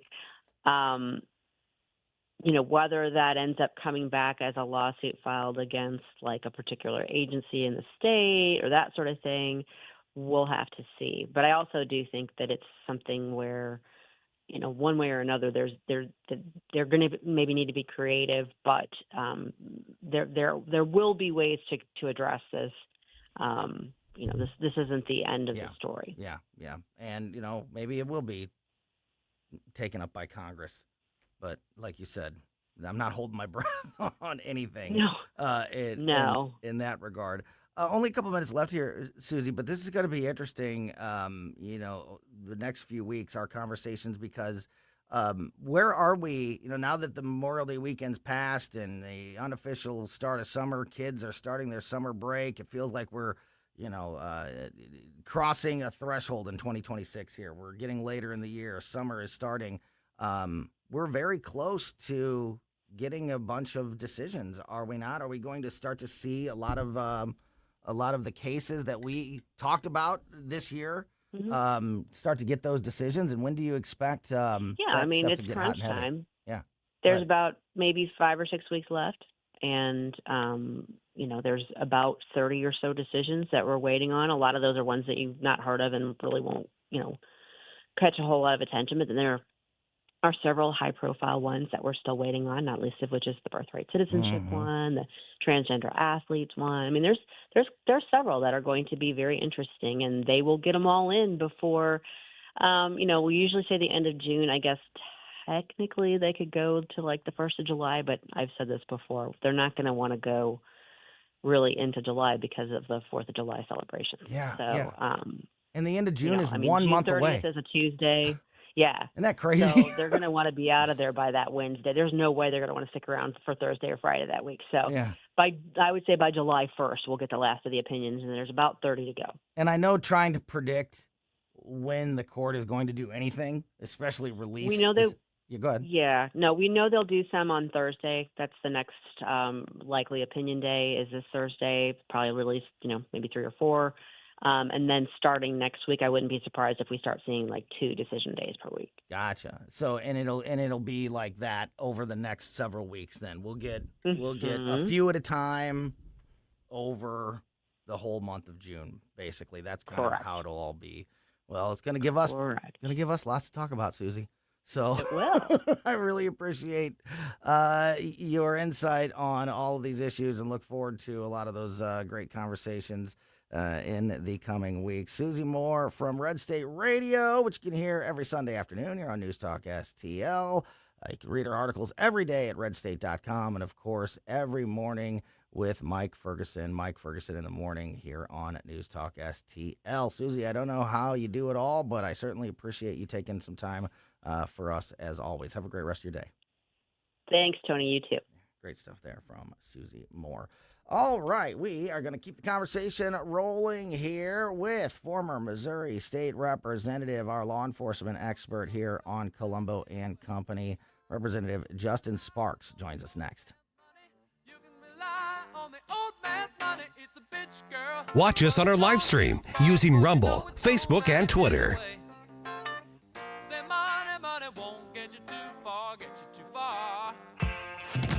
The media. 1019 and 94.1. They lying about what's going on in America. They lying about it. News Talk STL. Fox News commentary with Brian Kilmeade next. I'm alpine skier Michaela Schifrin. I've won the most World Cup ski races in history. But what does success mean to me? Success means discipline. It's teamwork. It's the drive and passion inside of us, and it's why Stifel is one of the fastest growing global wealth management firms in the country. If you're looking for success, surround yourself with the people who will get you there. If you're an advisor or investor, choose Stifel, where success meets success. Stifel Nicholas and Company Incorporated. Member SIPC and NYSE. Past performance is no indication of future results. Investing involves risk. Consult a financial advisor before making any investment decisions.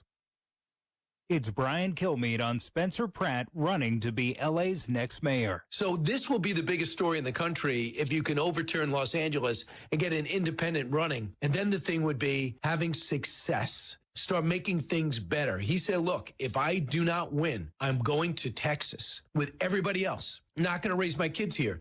But my hope is I win and I make things better. And that would be key. Now, a lot of people saying what he says is a lot of the homeless need forced rehab, and there might be some legal issues with that. Good. Get a lawyer and get some city lawyers and figure out how to do it. And then you first get volunteers to go in there and see them get better, and maybe some ex-meth addicts go out in the stump with them and talk about Karen Bass's way is get the meth addicts new teeth so they can interview for a job. He's saying get them rehab so they can get off the streets. For more commentary like this, go to foxnewspodcast.com. Hello, 4th of July. Back-to-back Jack! Kerry Robinson, a hero tonight! The Cubs visit St. Louis May 29th through the 31st for a weekend of baseball's best rivalry at Busch Stadium. The history is real. The fans are loud, and the energy in the ballpark is unmatched. Day or night, every pitch matters when these two meet. So get ready, Cardinals fans. This is what summer baseball in St. Louis is all about. Get your tickets at cardinals.com/tickets. The weekend starts at Busch Stadium. Grab your crew and kick it off at Friday Night Live. Every Friday night home game, Budweiser Terrace turns into the hottest happy hour in the Louvre. With $5 beers, $5 hot dogs, $7 margaritas, live music, and more all game long. Meet up with friends, soak in the energy, and keep the night going with baseball under the lights. Good vibes, great deals, your new Friday tradition. Get tickets now at cardinals.com. On the next Larry Connors USA. The story behind the story, something personal. My early life selling spud nuts. Know what that is? Larry Connors USA. Now, weeknights 6 until 8 on News Talk STL.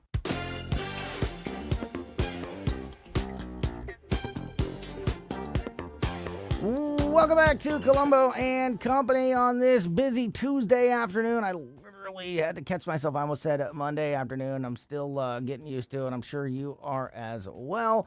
But thank you for being here with us. Great conversation with Susie Moore in that last segment. Paul Curtman from PR Curtman Investments in the 2 o'clock hour. Paul, of course, also a former Missouri State representative, as is our next guest, News Talk STL contributor, our law enforcement expert, former Missouri State Rep Justin Sparks is on the line with us. Also, rolling with the punches here and joining us on a Tuesday. Justin's usually with us on Mondays. So really appreciate you working with us and taking some time out for us this afternoon, Justin. Great to be with you. Tony, it's great to talk with you again as always, and I need you to refer to me as a recovering state representative next time. Yes, I actually do. I'm not trying to bring up any, flashbacks or nightmares, in your coming night's sleep, but I do want to talk a little bit about some of the news that was made by the legislative body this year, specifically the announcement on Friday. It was breaking news on Friday, and we got to talk about it a little bit, but I think more, over the weekend, people are, digesting the announcement by the governor to put some major decisions for Missouri voters on the August ballot instead of the November general. So, the strategy there is interesting because we've heard a lot, specifically in April when we had the April elections and the school board elections, and everybody's saying like, oh, these should be in November when there's more people at the ballot, and that's the only fair way to do it. We got to move these April elections to November because that's when people show up. And then we have this, not putting these big decisions on the November ballot and doing it in August instead. So I kind of want to unpack that a little bit. But before we get into those specifics, just in general, how are you feeling about the momentum because it kind of, as I mentioned with Susie just a moment ago, now that we've gone through Memorial Day weekend, it kind of feels like we have crossed a line and we've advanced. We're into summer now in 2026 somehow, which means that we are, especially those August primary elections, are literally right around the corner when it comes to how time passes in politics. So the primary elections and then these all-important midterm elections, and whether or not Republicans can maintain control, can maintain power for the last 2 years of the Trump administration with everything going on in this world. Just how do you feel at this point about the momentum and how voters are feeling? Are you feeling confident about the Republicans' chances at holding on to power, or is it going to be a mountain to climb for the folks on the right? Well, it's a really strange and interesting dynamic between the two parties, especially because on one side you have a lunatic party that's quickly no longer even becoming a political party anymore. It's becoming a cult, a weird fetish cult is what unfortunately this new breed of Democrats are, which it's almost like you can't even make up some of the stuff. It's so wildly. And cult is the right word. There's a time, not too long ago, I would have kind of rolled my eyes at that type of, assessment about one of the political parties. But you're right. I mean, it really is lunacy that we are seeing at the highest levels and the most public levels of this Democratic Party. I'm sorry, but I think you're spot on. Go ahead.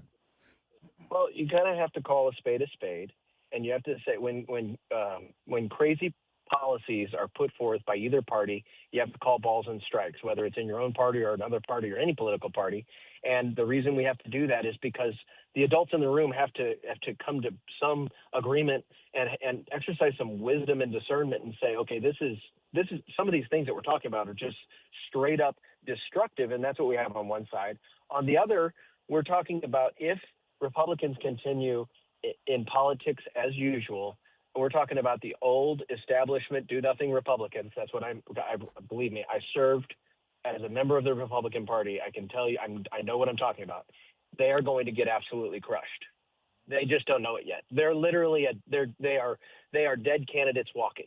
They're going to get crushed. So many of them do not have their finger on the pulse of the people. They do not.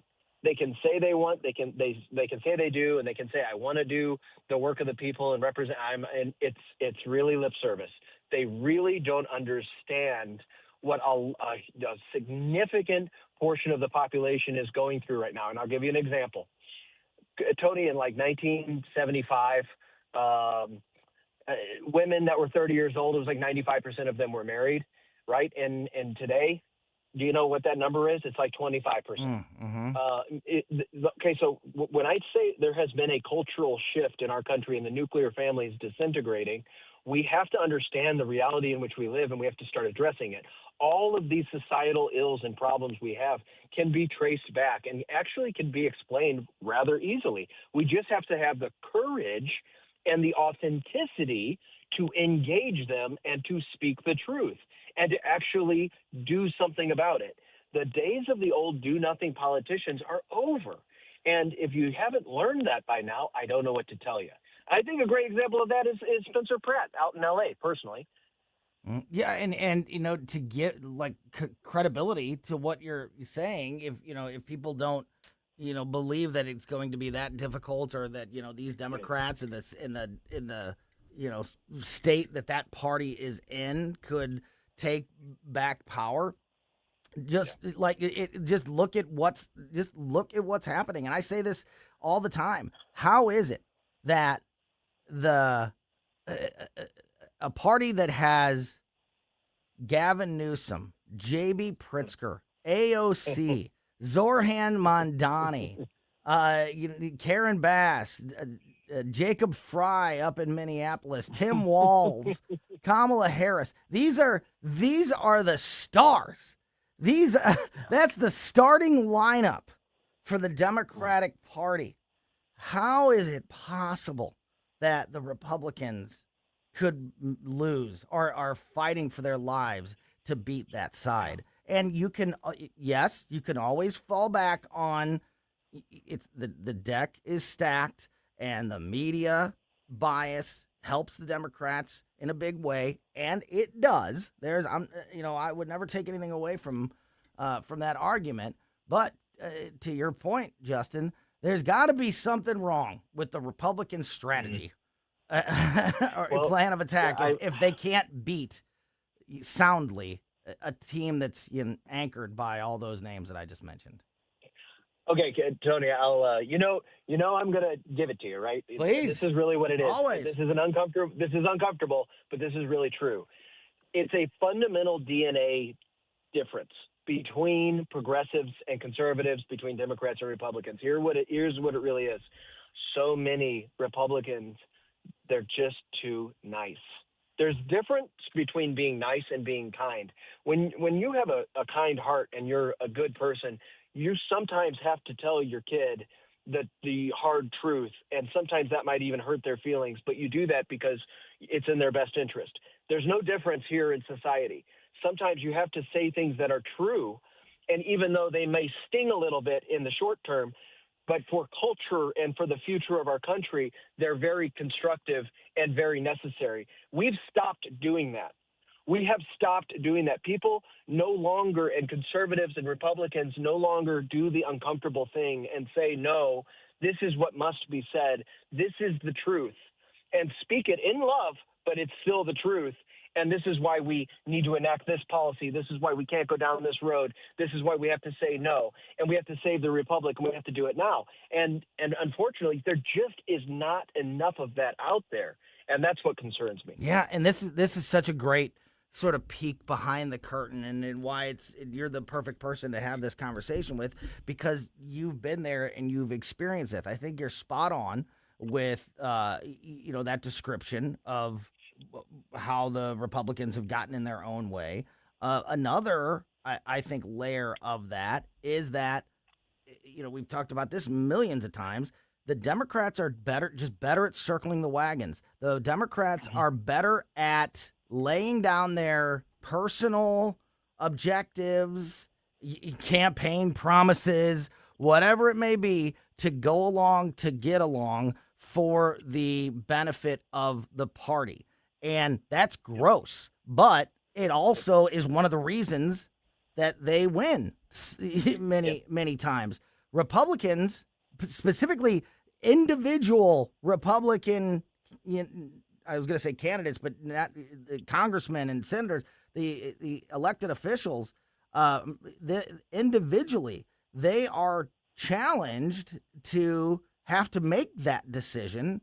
And I don't think that they, on the right, I don't think it's, and there's plenty of things that are wrong with Republican politicians, but I think that they are, they are more likely to not go along to get along, and will say no. That's what Rand Paul and Thomas Massey, that's why they get into all these, these issues with the president, because they won't just say, look, I'm not going to turn my back on my campaign promises or something that I believe in just because, it would be better for the party. That's not why I'm here.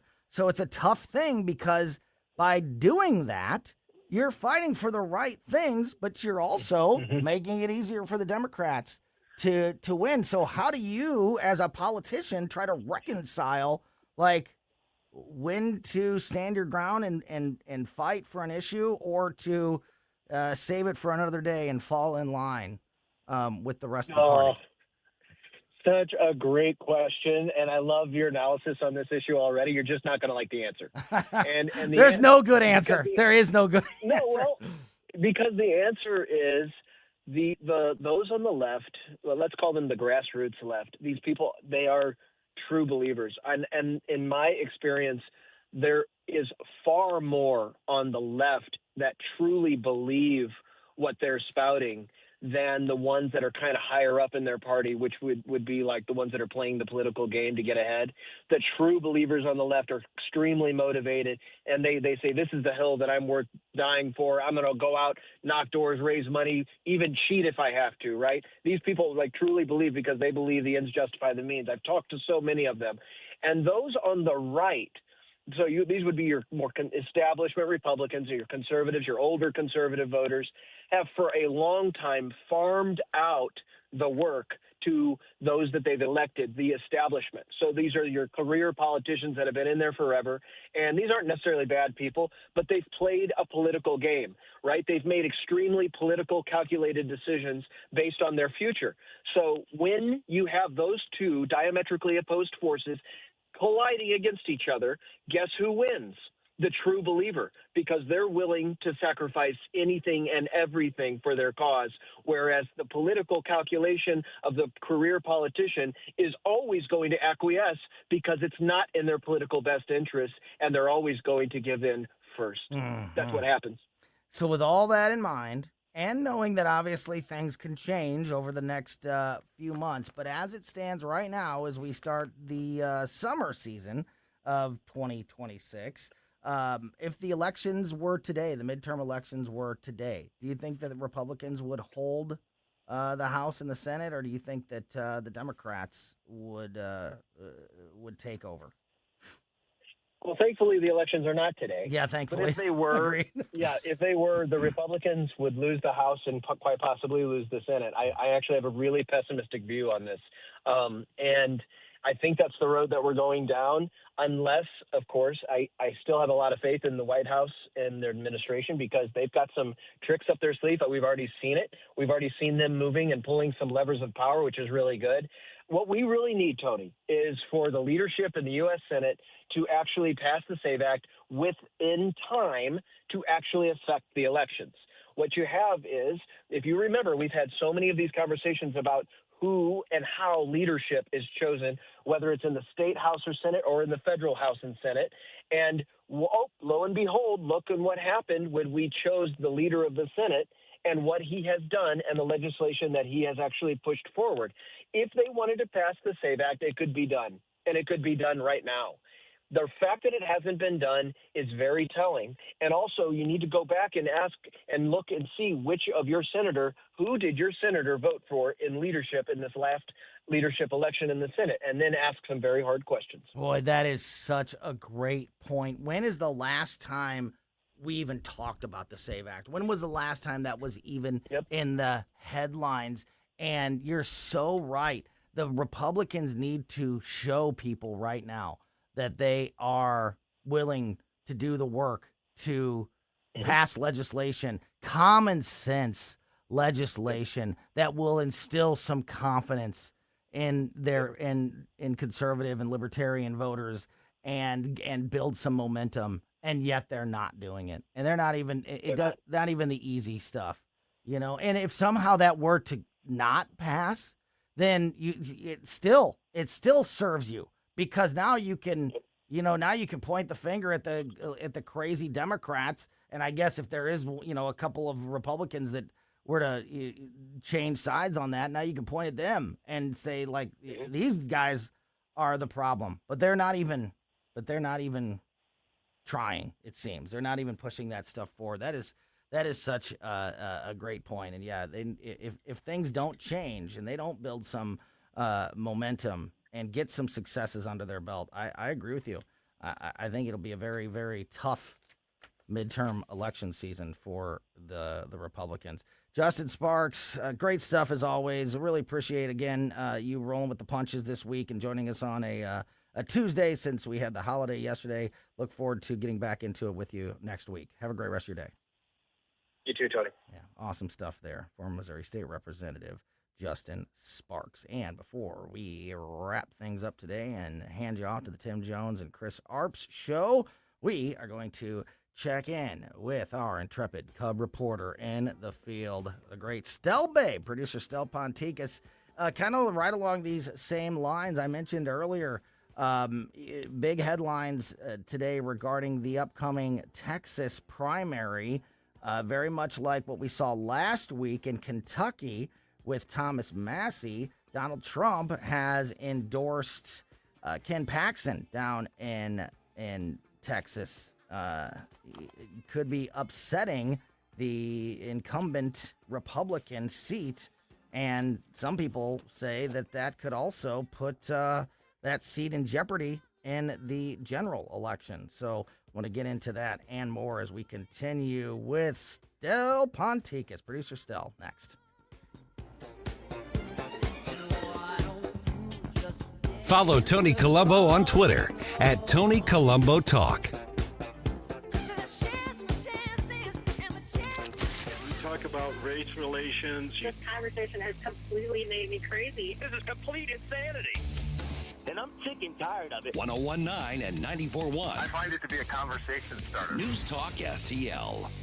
You know, now more than ever, it is just so important that you have, as a homeowner, as, somebody that is trying to raise a family and you pay your bills and go to work every day, that you have the teams that you can trust when it comes to important issues or problems that could arise at your home or business. And one of those things are your electrical needs. Before we found the team at Grasser Electric and in our family, if there was something wrong, or we were having an electrical problem, it was just like a pit in my stomach. Like, who do we call? Who can we trust? And to know now that, with everything going on, else going on in life, that if one of these issues do arise, instead of having a panic attack and stopping everything to figure out how we're going to handle it, you have the confidence and the peace of mind that you can trust a team like Grasser Electric, local, family-owned business that's been here for years, will be here for years, has the best customer service when it comes to their techs, just the customer service, the professionalism, the work quality is second to none when it comes to Grasser Electric, and they specialize in all electrical needs, ranging from large-scale commercial projects all the way down to simple home service needs like replacing a bad light switch. They also offer free quotes for new projects, so if you have an electrical problem or just need a quote for new work, do exactly what I would do. Contact Grasser Electric. Learn more and contact them just by going to the website grasserelectric.com. I'm Dr. TJ, owner of the Institute of Natural Health, co-owner of Optimal Nutraceuticals, and the host of Wellness One. Wellness One is designed to cut through the nonsense and provide you common-sense science-based information regarding health and wellness. On the show, we discuss topics like thyroid health, gut health, hormone optimization, and many others. Our show airs Saturdays at 10 a.m. and 2 p.m. and Sundays at 11 a.m. and 3 p.m. right here on Newstalk STL. And you can visit us at inhstl.com. That's inhstl.com. Rhino Shield is engineered to outlast paint, formulated to outsmart the elements. Rain or shine, sleet or snow, mold or mildew. Our home exterior coatings intelligently designed to stand up to Mother Nature. Call 877-25-RHINO or 877-25rhino.com. Producer Joey V from the Tim Jones and Chris Arp Show here, reminding you, don't waste a buck on movies that suck. Tune in to Joey V's Movies Fridays at 5:45 for reviews you can trust. Brought to you by Harry J's Steakhouse in Moscow Mills.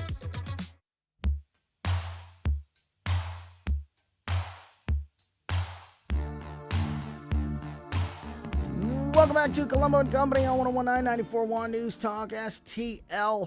Woo, what a busy start of the week that we have had on this Tuesday afternoon following the Memorial Day holiday weekend. If you missed anything today, make sure you're subscribed to our podcast. We put the show out as a podcast right after we get off the air every day. We put it on basically every podcast platform. So wherever you get podcasts, on that platform, subscribe to Colombo and Company, and you'll never miss any of these great conversations like the ones that we've had with Paul Curtman and Justin Sparks and Susie Moore this afternoon. And we continue that now with our intrepid Cub reporter in the field, checking in from some unknown corner of the globe as he covers all the important stories that impact your life.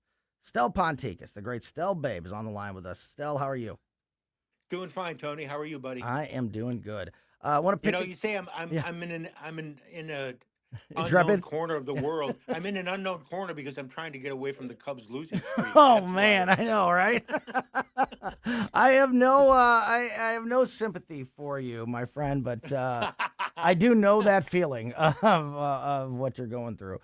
I want to pick up kind of right along the same lines as the conversation that Justin Sparks and I were just having about, now that we're starting, it's the unofficial beginning of summer here of 2026. We're getting real close to the midterm elections. We're getting really close to the August primary right here in Missouri with some major ballot initiatives, going to be decided in August. So there's going to be a lot of talk over the next few weeks about those issues. And one of the stories that's kind of developed around this election season is party versus party primary elections. We've seen it on both sides. We've seen it, here in Missouri on both sides, specifically with the Democrats, with Wesley Bell and Cori Bush, and their round two is happening between those two candidates with the roles flipped.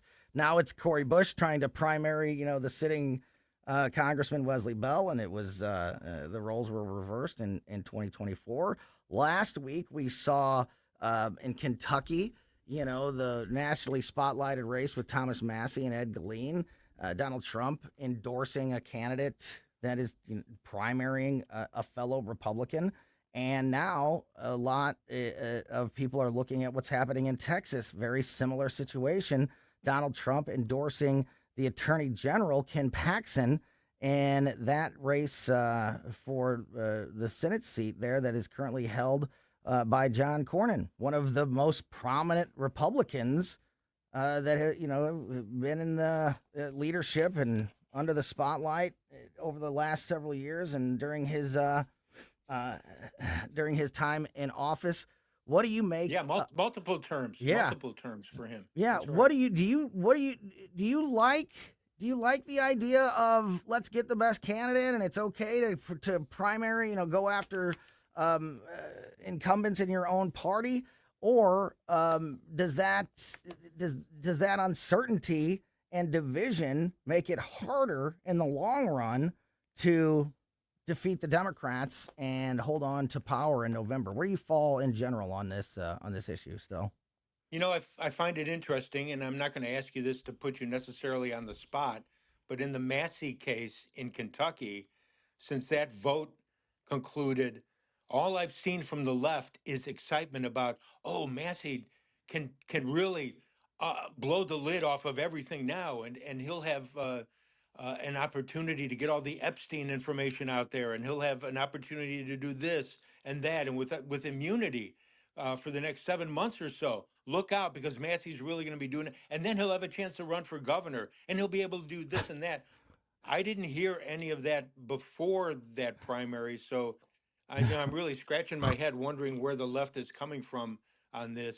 I think they're being opportunists, and they're playing off that division and trying to make it bigger and sensationalize, that division in the party with throwing all of that out there.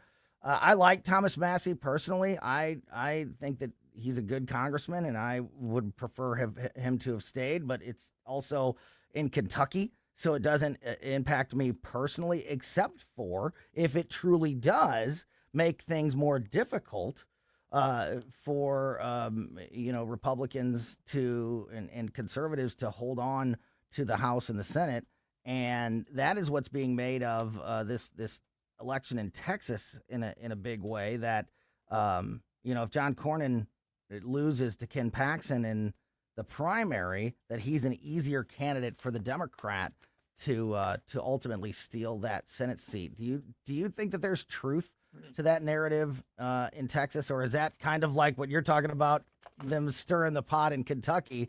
Is that Democrats trying to sensationalize the situation?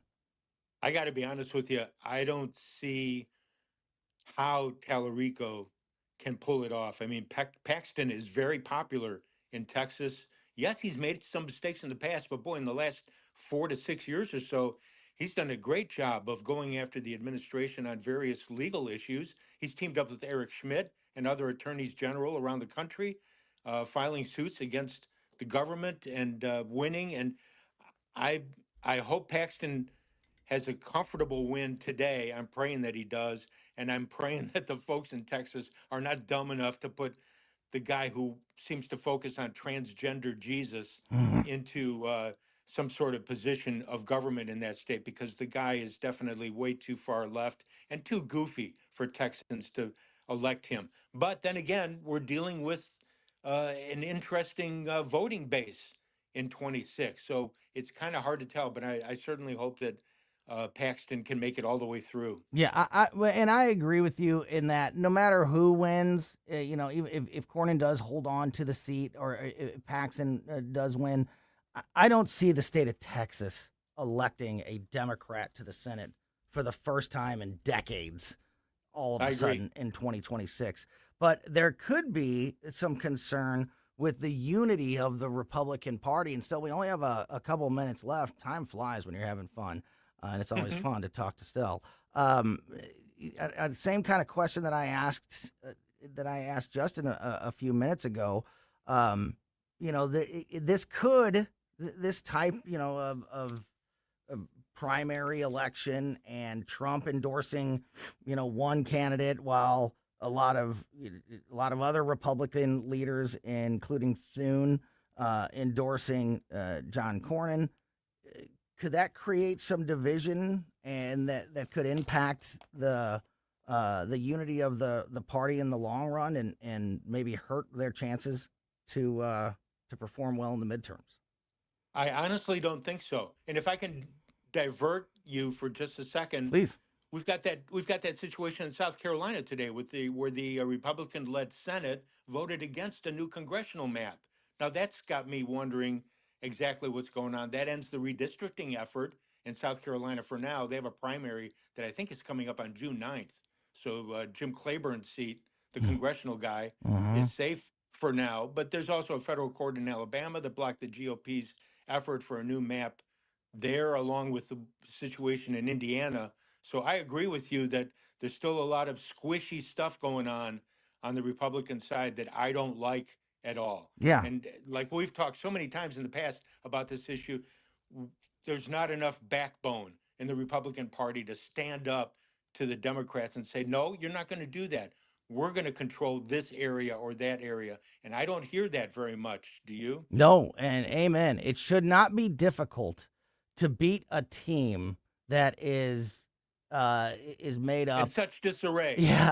Yeah. When your opponents are J.B. Pritzker, AOC, Kamala Harris, Tim Walz, this is not a team that should be difficult to beat. But yet the Republicans have made it that, and it's going to be a wild ride through the summer as we get closer and closer to those midterm elections. Stel, babe, really appreciate your time as always, my friend. Look forward to talking to you again very soon. Have a great rest of your day. Thanks, Tony. I appreciate it. Yeah, awesome stuff there. That's going to do it. We are back tomorrow at 2. Keep it here for Larry's commentary next, then Tim and Chris. This year, America turns 250, and News Talk STL is celebrating our nation's semi-quincentennial all year long. News Talk STL, #1 for live and local Soros-free talk, with proud supporters of our 250th birthday celebration. Anthony's Produce, Cole O. Combs, and Heroes Care. 250 years strong, and we're just getting started. 101.9 and 94.1 News Talk STL. This is Larry Connor's commentary on News Talk STL. During the shooting at the Correspondents' Dinner, one reporter hiding under a table said, "I hope they kill the MFer." She was talking about Trump. Tennessee Congressman Ogles tells that story and says a woman was hoping when she quit hiding, she would stand up and see Trump dead. He did not name the reporter nor her company. You can claim the Republican just made up the story. But there are things you cannot deny. The far left has been attacking Trump verbally and literally for 11 years. 3 documented assassination attempts. Granted, this shooter didn't even get in the room, but his 1,000-word manifesto made it clear what he wanted to do. Illinois Governor Pritzker says Everything I've said about Trump trying to destroy our democracy has proven true. He was on CNN. No one asked, where's your proof? CNN's latest documentary is being rescheduled, titled Imperial Presidency. And then how do you explain the offer of the left-wing radical who owns a brewery in Wisconsin? He is promising free beer all day long on the day Trump dies. Kill the president, get free beer. Get more Larry Connors on Larry Connors USA. Tonight at 6 on News Talk STL.